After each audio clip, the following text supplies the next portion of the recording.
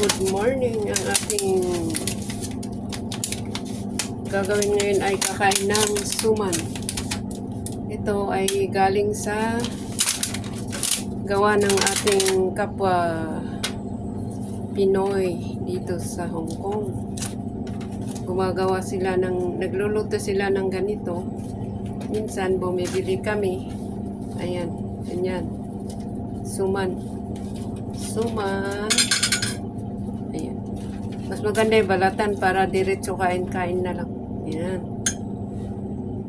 Tama na muna siguro itong dalaw. Baka hindi ko maubos kasi meron pa akong bibingka dito na kalahati. Ay, medyo sobrang kalahati. Ayan. Puro carb. Okay lang. Paminsan-minsan. Okay naman siguro. Ewan ko lang.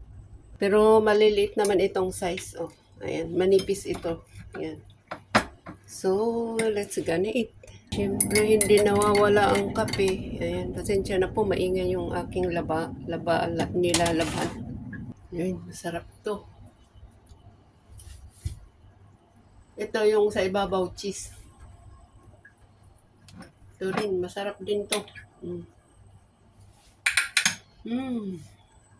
Kaya lang matamis. Dapat pala tea ang tinimpla ko. Pero okay na. Tapos na eh.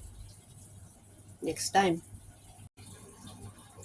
Ito yung suman. Bibingka. Dapat palang inumin dito yung tea na walang lasa.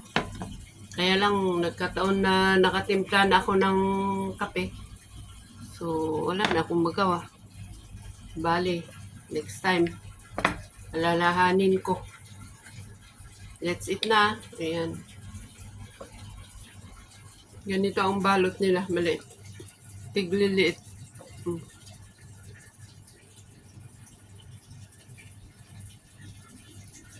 So, ayun ganyan.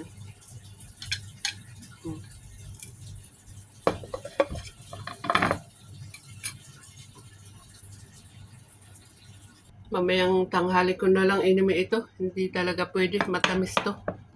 Tapos ito, 3-in-1. Hindi pwede. Magkasabay.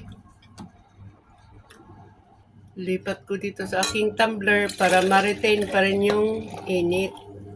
And then, palitan natin ng green tea. After lunch ko na lang inumin ito. Ayan.